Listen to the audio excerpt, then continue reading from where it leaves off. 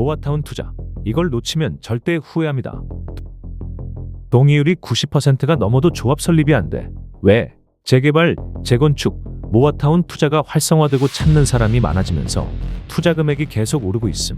재개발, 재건축은 뒤로 갈수록 리스크가 해지되기에 인허가가 진행이 될수록 가격이 비싸지는 경향이 있음.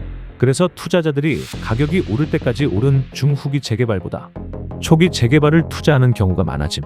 하지만 이제 투자자들도 예전과 달리 어느 정도는 경험치가 쌓여서 선만 그어도 당장 사겠다는 호구들은 이제 없고, 추진 주체가 어디인지, 사업 형태가 어떤지, 지금까지 동의율은 어느 정도인지 확인해보며 투자를 결정함. 하지만 여기서 대부분이 빠뜨리는 것이 있는데, 심지어 현업자들도 잘 모르는 것이 있음. 그것은 모아타운이 동의율을 받기 제일 힘들다는 것임.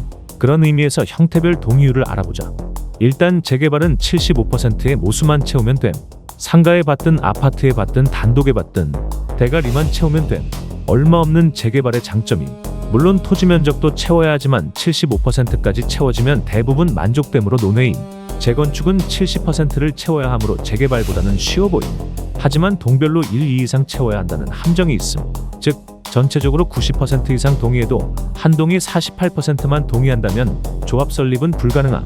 이때 상가의 경우는 전체 통틀어 한 동으로 보기 때문에 상가의 절반이 동의하지 않으면 아파트 전부가 동의를 해도 조합 설립이 안 됨.